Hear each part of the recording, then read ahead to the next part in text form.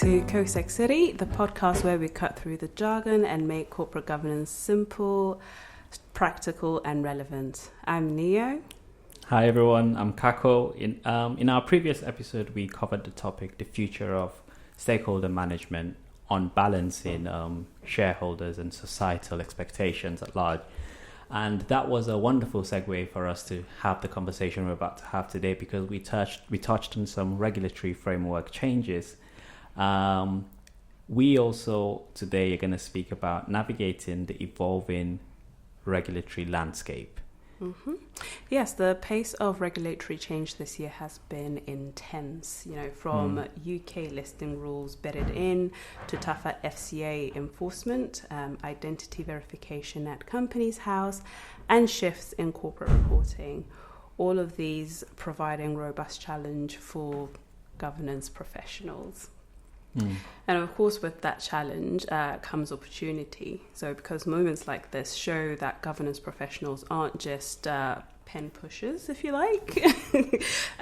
They are risk managers, project leaders, and strategic advisors guiding boards through change. Yeah, and to help us unpack this topic and what it means in practice, we're joined today, I'm glad to say, by Kim Clare, Interim Head of Secretarial at Endeavour Mining PLC. Kim, welcome to CoSeCity. Could you give our listeners a quick introduction to yourself and what you do? Hi, I'm Kim Clare and I've been a governance professional for 25 years now. I started out as a trainee at Whitbread PLC, and then I've worked across private PLCs and also AIM-listed entities. All different sectors, and I help try to navigate the board's disclosure obligations, and to this end to try and stay ahead of what's coming up. So this is a great topic to talk about. Yeah, most certainly. So I'm just going to jump right in, Kim. Okay. So starting with the big picture. So from your perspective, what is the single biggest regulatory shift governance professionals should have their radars on right now? Okay, Neo, well, regulatory change is inevitable, and the past few years have shown us that. And I think with the pandemic coming in, that's accelerated a lot of changes that wouldn't have happened for many, many years. As we all know, UK government's not the quickest at enacting new legislation.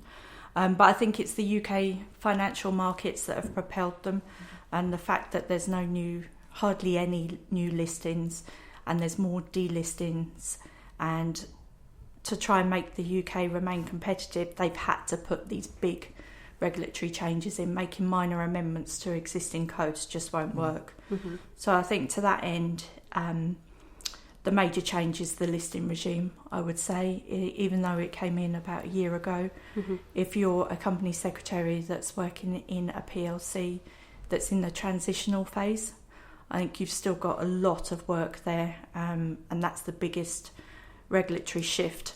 And then also on a practical point for governance professionals across all sectors, not just PLCs, is directors' verification. Mm-hmm. That's the single biggest job we've got coming up this year. Yeah, no, that's a really, really interesting take, Kim, and it reinforces just how much broader a governance professional role has become. So again, just to emphasize, it shows that they are navigators, helping boards anticipate risks, but also just trying to stay ahead of the curve. You're right. And just going back to the point you raised, Kim, the UK listing rules 1 year on, they've been in effect for about a year, and it's now that some practical challenges are becoming clearer. Things like continuing obligations remain a heavy compliance lift. Things like diversity disclosures and climate-related reporting, those are issues that have increasingly proven to be challenges, especially around areas of significant transaction announcement, much more detailed than before, creating heavy drafting work, but companies avoid shareholders' approval and circulars. I guess the question here that we want to delve into, Kim, is governance professionals must have that balance between speed and the quality of disclosure. Are governance professionals now expected to be mini financial advisors as well? Okay, that statement opens up a debate around the evolving expectations of the role. As you said, there's always been a pressure on companies to deliver rapid, high-quality disclosures, and that hasn't changed. But I think what's happened is it's nudged the governance professionals to a wider advisory role. I think a governance professional cannot be expected to advise on financial matters, but we are asked and in fact need to interpret the data. And to that end, that's why one of our modules in our exams is financial. In fact, there might even be two now, but it's we've long been the bridge between legal, finance and the rest of the commercial business. And I think our way of integrated thinking helps in this area. So I'd say we're not advisors, but possibly interpreters. Yep, again, showing the nuances of our role, you know, that being the connector, the interpreter. But anyways, so, sorry.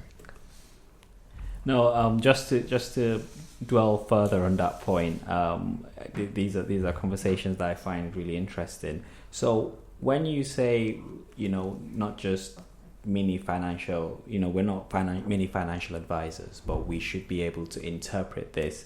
Do you see that the role is evolving further to require us to have more understanding of the financial side, or we would evolve to have more of a general advisory role in terms of the profession as a whole? I'm asking you to look into your crystal ball here. I think that we've always had a general advisory role because of the unique position we have in the boardroom.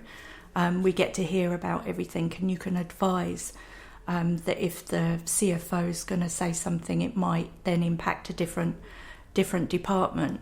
But I think if you want to be an advisor to the board, you've got to be able to read a board pack, and the board pack involves financials. So a basic understanding of a balance sheet, a profit and loss. And to be able to ask some questions, but by no means, we're not accountants. We don't need to understand every terminology that's listed within a set of management accounts. That's a whole different role. And then with, of course, the change to moving from requiring shareholders to approve major transactions, do you think that move is a net positive for companies, or do you think that it's created more hidden risks that the governance professional really has to be on the lookout for? Well, that's a tough question, because the whole premise of our state of governance in the UK is that shareholders own the company, but they don't run it. I think that the new listing regime allows companies to have a better engagement with shareholders should they wish it, by the fact that not everything now has to go to shareholder approval, but retain some of the protections that are needed for high-level transactions. So I guess then, from a year on, do you think that companies have adapted very well to the UK listing rules, or do you think they're still struggling with the compliance burden that has been brought about by the shift?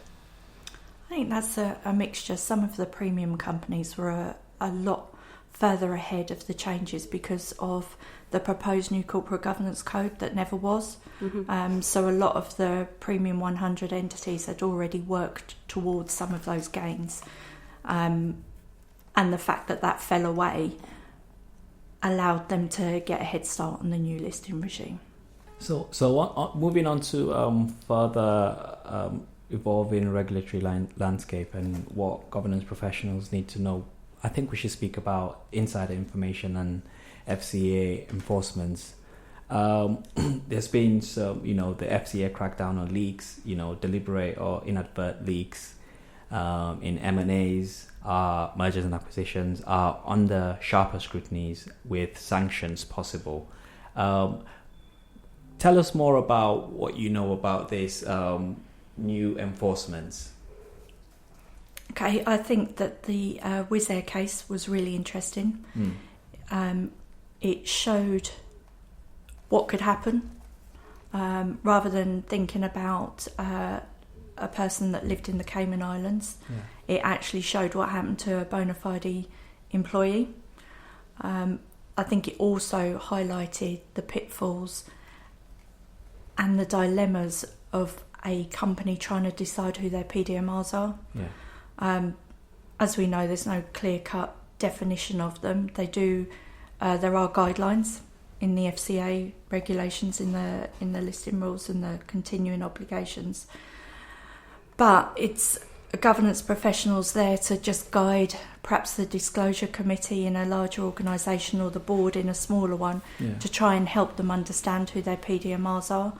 And it's not set in stone, it's something for debate. You can advise on what other companies have done, what are the key factors to look out for, but ultimately it's down to the company and the board of directors to decide who their PDMRs are and therefore put the restrictions on them. Yeah. Do you think that the government could help companies by just sort of further helping define or list out a proper criteria as to who should fall into the category of a PDMR? Oh, maybe before you jump in there, do you also think that would there be risks, the fact that it's not as defined, or do you think that is a benefit? Where do you say on this? I think I probably see it as a benefit. It allows companies flexibility.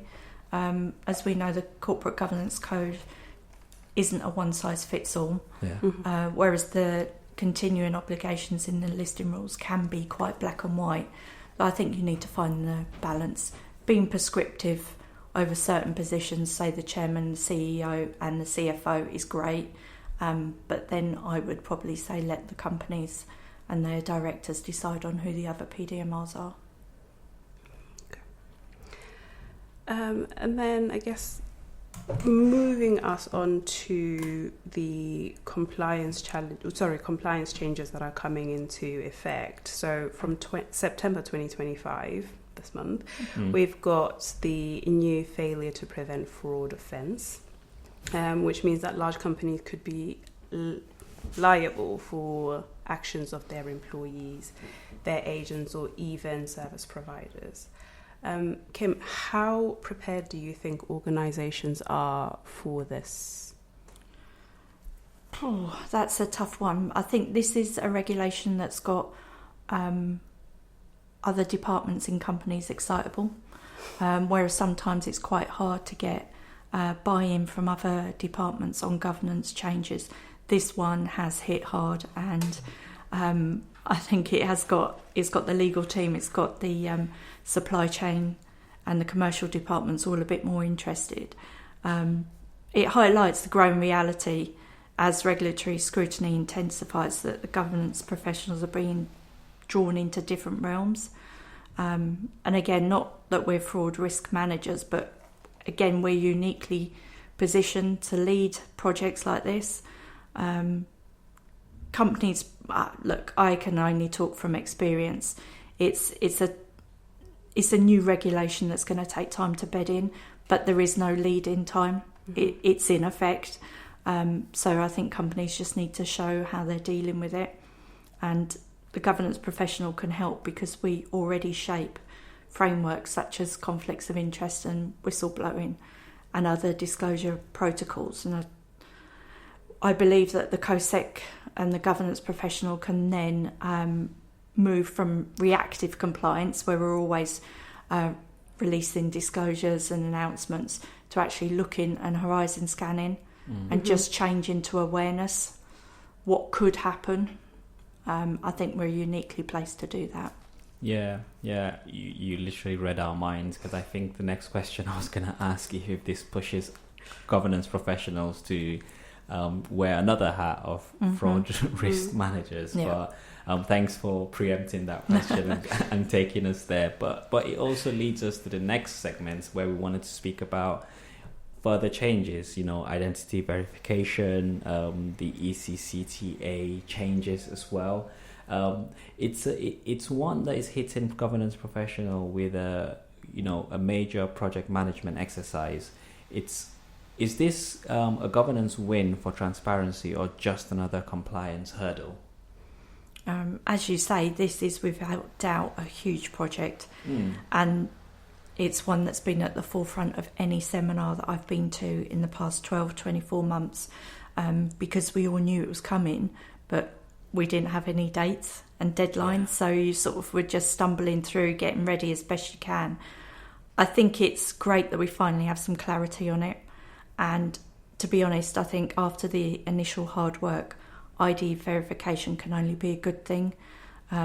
It's creating a reliable database and hopefully goes towards giving confidence to investors in the whole of the UK market again, and getting a bit more capital flowing through the London Stock Exchange.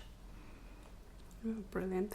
And do you see any challenges that companies might face whilst rolling the identity verifications out? I think it may be just on the practical side that sometimes addresses and names don't match, and that's not fraudulent. That's just because different addresses are recorded on the Royal Mail system to the council tax, for example. So there's those practical things. But it's whether Companies House, their system, can cope with it all. I think that's the biggest risk factor here. Companies House is a clunky machinery, and it's a government agency. Let's see if their systems can handle it all. Yeah, definitely. And for anyone wondering what the ECCTA stands for, it's the Economic Crime and Corporate Transparency Act 2023, which was the act that mandated these changes. So just to touch on other corporate reporting changes, we see the threshold for company sizes, micro, small and medium, has been raised. Could this shift reporting obligation? What benefit from, again, I'm asking from your interpretation of this, what benefit do you see this holding? Oh, well, it's a whole new data source that companies that have never had to look into it before have to now suddenly look at, especially, like you say, with those threshold changes. This is a tough one. We've talked a lot about simplifying corporate reporting. Does it do it? I'd say no, but it shows an absolute need for cross-functional discussions, doesn't it? With all the different where one act might streamline the disclosure and another act keeps it at its previous benchmark. So there will be some tough.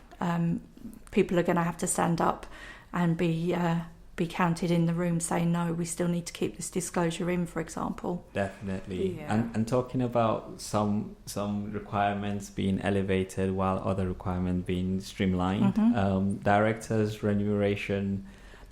report and remuneration report seem to be getting pared back with some disclosures being removed. Yep. What do you make of that? I think that if you probably asked the investor in a company, both or your lay person and your institutional investors, I think that's one thing that they look at is the REM report. They want to see how much everybody's getting paid. They want to see if it's fair and equitable compared to the employees. But from a governance professional side, anything that cuts down that REM report is a win. It's the longest report in the governance section of the annual report. So anything to streamline it and give investors the actual information that they want has got to be a win. 100%. That's true. So question for you then. So how do you see technology reshaping the way that governance teams handle reporting? Okay, that's probably twofold. So technology can help the governance professional draft. We could ask AI what other what other companies are doing, and rather than having somebody in the room going through all the reports, you can get AI to look over that. And then also, conversely, on the other side, you've got to think that AI is reading it from the investor's point of view. Definitely from the proxy agencies, the AI will pick up keywords, and if you haven't got those keywords in there, it's going to either take longer for somebody to look through, or you could be put in a pile that you don't want to be put in. Yeah. I mean, listening to all of this, I mean, it is very clear that governance professionals are asking to do quite a lot. So I'm thinking this might be our last question, Kim. Yep, okay. How do you think that the role of governance professionals is changing in this regulatory climate? I think you're right. The landscape is shifting fast, and the role is expanding with it. I would say to anybody coming up in the profession, just build your financial fluency, sharpen your risk skills, and see what you can bring to this different regulatory environment where you're going to be an advisor. But let's be honest, that's what we've always done. Yeah, true. Yeah. No, this has been a really fascinating conversation. Honestly, I really enjoyed the conversation we've gone through. And one particular thing about this podcast I find is we keep touching on several topics as we go through them. Today we spoke about ESG, we spoke about AI, which reminds me of our really fun tech episode that we had. And our previous episode was a wonderful introduction to this conversation where we spoke about governmental regulations and the changes. And obviously in this conversation, we really went deep into that. Yeah, that brings us to the end of the episode, sadly. So a very big thank you to Kim Clear for joining us and sharing her insights on how governance professionals can navigate these shifting regulatory landscapes. And a very big thank you to the Bloomsbury Institute for supporting this episode. We really value their partnership in making these conversations happen. Yes, and this podcast was a good introduction to our next episode, which we'll be speaking about financial literacy essentials, empowering governance professionals to decode and drive boardroom discussions. We'll explore how stronger financial acumen helps governance professionals ask sharper questions, understand and shape better outcomes. Yep, thank you so much for listening. We look forward to seeing you at the next episode.